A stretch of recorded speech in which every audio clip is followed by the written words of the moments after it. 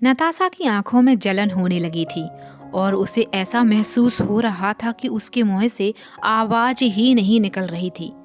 तभी से उसे एक जोरदार झटका लगता है। वह सीधा जाकर एक बिजली के तार से टकरा जाती है, जिसकी वजह से वह पूरी तरह से जल जाती है। उसकी बॉडी में करंट लगने लगता है और वहीं तड़प कर बेहोश भी हो जाती है। अभिराज सामने खड़े होकर कहता है, तुमने मेरी जान को अंधा कहा, गूंगा कहा, अब तुम पूरी जिंदगी ऐसे ही बनी रहोगी, अपंग। नताशा रूम में बेहोश मिलती है। पूरे कॉलेज में हड़कंप मच जाता है। रोशनी और रश्मि का तो रो रो के बुरा हाल था। सुबह नताशा ने रूही को परेशान किया था, कहीं रूही ने तो यह सब नहीं किया उसके साथ में। अभिराज सबसे कहता है कि जिस वक्त नताशा के साथ यह हादसा हुआ उस वक्त रूही मेरे साथ लाइब्रेरी में थी और मुझे चैप्टर समझा रही थी, और किसी को डाउट हो तो सीसीटीवी कैमरा देख सकता है। रूही अभिराज की तरफ देखती है और उसे आंखों के इशारों से कुछ पूछती है। अभिराज उसे चुप रहने का इशारा करता है। नताशा को अस्पताल ले जाया जाता है, लेकिन रूही को समझ ही नहीं आ रहा था कि अभिराज ने उसे झूठ क्यों बोला। तभी रूही को अभिराज दिखाई देता है और वह उसके पास जाकर उसके कंधे पर हाथ रखती है। अभिराज काव्या की तरफ मुस्कुराने लगता है और मन में कहता है कि आखिर आज पहली बार मेरी जान ने मुझे हाथ लगाया है, वह भी अपनी मर्जी से। अभिराज रूही की तरफ देखता है। रूही परेशान सी उसकी तरफ देखती है। आपने सबके सामने झूठ क्यों बोला कि हम तुम्हारे साथ लाइब्रेरी में थे? अगर किसी ने जाकर सीसीटीवी चेक कर लिया तो हम झूठे साबित हो जाएंगे और इसके बाद तो सबका शक हमारे ऊपर ही जाएगा, जबकि हमने कुछ भी नहीं किया है। अभिराज धीरे से कहता है, कुछ भी नहीं होगा, आपको परेशान होने की जरूरत नहीं है, क्योंकि आपने कुछ भी नहीं किया है। नताशा के साथ जो कुछ भी हुआ है वह बस एक शॉर्ट सर्किट की वजह से हुआ है और करंट लगने की वजह से हुआ है। लेकिन अगर किसी ने सीसीटीवी कैमरा चेक कर लिया तो हम क्या करेंगे? अभिराज जी, अभिराज, कुछ नहीं होगा, चेक करने दीजिए, मैं कोई काम अधूरा नहीं छोड़ता। अभिराज तो वहां से चला गया था, पर जाने से पहले पीछे छोड़ जाता है रूही के मन में लाखों सवाल। रूही के लिए दिन पर दिन बढ़ती जा रही थी अभिराज की मोहब्बत। अभिराज सिंघानिया खिड़की पर बैठकर चांद को निहार रहा था, लेकिन उसकी आंखों में सिर्फ रूही का चेहरा दिखाई दे रहा था। जानता हूं जान कि मैं तुम्हें उलझा रहा हूं, तुम्हें परेशान कर रहा हूं, पर मैं सब इसलिए कर रहा हूं कि तुम मुझे पहचान जाओ, मेरे एहसास को अपने अंदर समेट पाओ। अचानक ही अभिराज की आंखों का रंग बदलने लगता है। उसे किसी की आहट सुनाई देने लगती है। अभिराज अपनी आंखें बंद करके देखता है, एक लड़का धीरे धीरे आ रहा था और जैसे ही अभिराज को हाथ लगाने वाला होता है, अभिराज उसका हाथ पकड़कर उसे जमीन पर नीचे फेंक देता है। जमीन में पड़ा हुआ वह लड़का अभिराज को देखकर मुस्कुराता है। क्या भाई, आते ही पटक दिया आपने? चोरी चुपके से आओगे तो मार खाओगे ना। और भूल क्यों जाता है कि मेरी 10 आंखें हैं जो चारों तरफ देख सकती हैं। लेकिन भाई, जो आप हो वही तो मैं हूं। आप भी मत भूलिए, मैं जानता हूं कि आप मुझे देख सकते हो, लेकिन मैं फिर भी आपके हाथों से मार खाने में मजा आ जाता है। और कहता है, जय, इतने दिन कहाँ रह गया था? जय अपनी आंखें बड़ी कर कर कहता है कि भाई, मैं एक मिशन पर गया था। तू और मिशन? तू तो एक नंबर का नल्ला है। अभिराज अपनी आंखें छोटी करके कहता है, वह क्या है ना भाई, मैंने हमेशा इंसानों को प्यार मोहब्बत करते हुए देखा है। अब हमारे अंदर तो ऐसे जज्बात है ही नहीं, और मुझे तो अपने वैम्पायर बर्ड में से ही कोई अच्छी लगती ही नहीं है। तो बस इसलिए मैं गया था इंसानों के बीच रहने के लिए, ताकि मैं भी प्यार मोहब्बत को समझ सकूं। और शायद कोई लड़की मेरे इस खूबसूरत चेहरे पर, मेरे स्मार्टनेस पर फिदा हो जाए। तो कोई मिली क्या भाई, जिसे देखकर यह दिल धड़कना शुरू कर दे? अभी तक इन आंखों को वह लड़की नहीं मिली है। भाई आप बताइए, अचानक से आपका दिल्ली आने का प्लान कैसे हो गया? दिल ने धड़कना शुरू कर दिया। बस समझ ले, उसी को अपनी जिंदगी में लाने के लिए यहाँ आया हूँ। जय हैरानी से अविराज की तरफ देखकर कहता है, अभी अभी जो आपने कहा एक बार फिर से कहिए ना भाई। मेरे कानों को तो विश्वास ही नहीं हो रहा है कि मेरे भाई को कोई लड़की पसंद आ गई है। मेरा भाई एक पत्थर दिल को। जानता हूं कि कितनी लड़कियों ने आपको इम्प्रेस करने की कोशिश की है, पर आपने किसी को भी अपने करीब नहीं आने दिया। यहाँ तक कि मोहिनी से भी तो आपकी बचपन में शादी तय हो गई थी, पर आपने उसे भी कभी ढंग से नहीं देखा। कौन सी लड़की है ये जिसने मेरे भाई का दिल चुरा लिया है? हाँ है, भोली भाली मासूम सी, जिसने इस दिल को धड़कना सिखा दिया है। और अब मेरा जुनून बन चुकी है।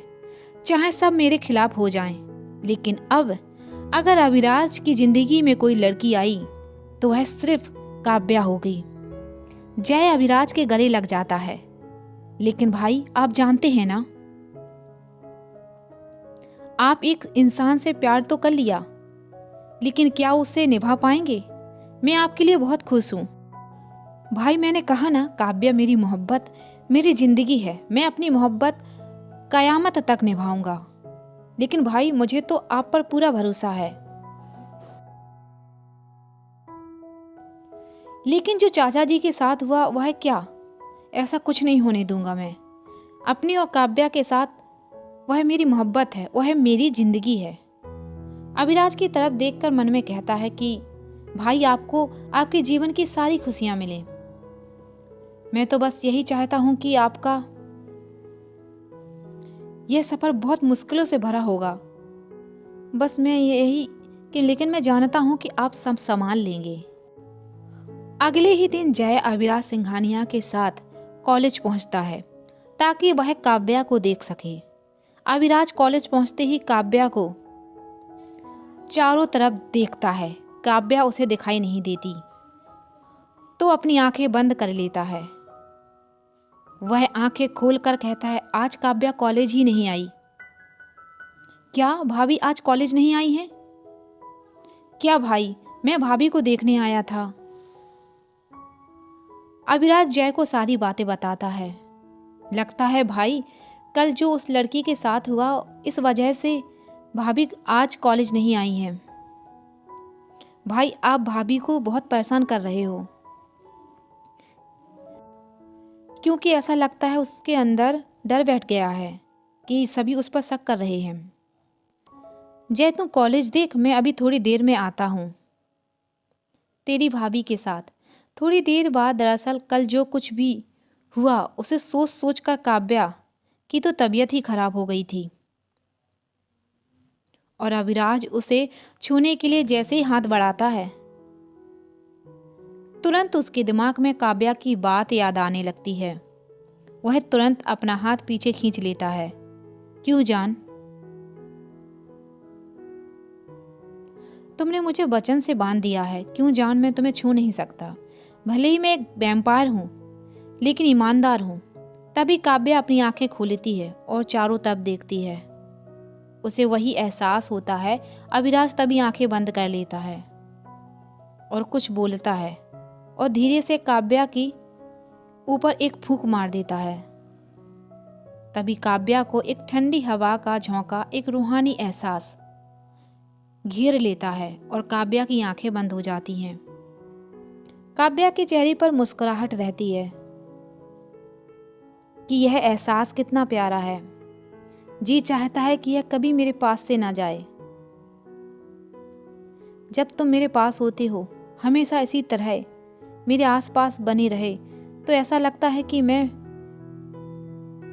पूरी दुनिया से अलग हो चुकी हूँ। हाँ जान, मैं भी चाहता हूँ कि तुम्हें इस दुनिया से चुरा के हमेशा के लिए अपने दिल में रख लूँ, जहाँ पर सिर्फ तुम हो और मैं हूँ। ऐसी दुनिया में ले जाऊं, और ना जहाँ पर इंसानों का डर हो, ना वैम्पायरों का। लेकिन अभी तो तुम्हें मेरे साथ कॉलेज जाना होगा, क्योंकि मेरा भाई तुम्हें देखना चाहता है। और वैसे भी मेरा दिल नहीं लगेगा अगर तुम आज कॉलेज नहीं आई। तुम्हें अपनी आंखों के सामने देखने की आदत हो गई है, इसलिए जल्दी से रेडी हो जाओ और कॉलेज पहुंच जाओ। तभी काव्या को अंदर से आवाज आती है, तो उसे आज कॉलेज जाना चाहिए, और जल्दी से बिस्तर से उठती है और कॉलेज के लिए रेडी होकर नीचे आ जाती है।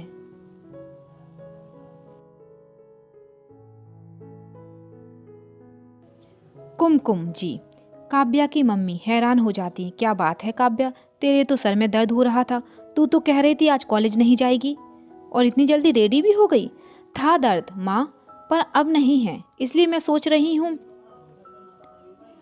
कॉलेज मिस मत करूँ, जल्दी से नाश्ता दे दूँ, कॉलेज जाना है।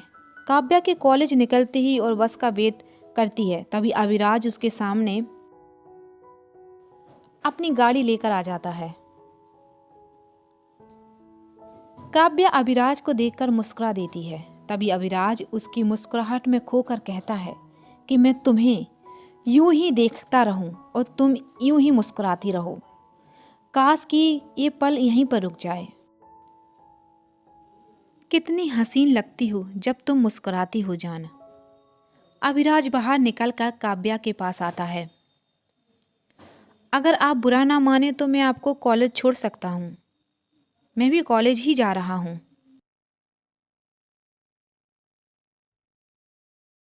आपको ड्रॉप कर सकता हूँ कि तभी बस आ जाती है। काव्या मुस्कुरा कर कहती थैंक यू सो मच, वैसे भी बस आ गई है, उसी से चली जाऊंगी। काव्या आगे बढ़ती है, अचानक से बस से कुछ आवाजें आने लगती हैं। कंडक्टर बाहर निकलकर कहता है धत तेरी की, बस खराब हो गई। उसी की तरफ देख रहा था। काव्या बुरा सा मुंह बनाती है। अविराज मुस्कुराकर कहता है आ जाइए, मैं अभी तक आपका इंतजार में हूं, क्योंकि यह बस तो अब जाने वाली नहीं। अविराज दरवाजा खोलता है और काव्या बैठ जाती है। पूरे रास्ते गाड़ी में खामोशी छाई रहती है।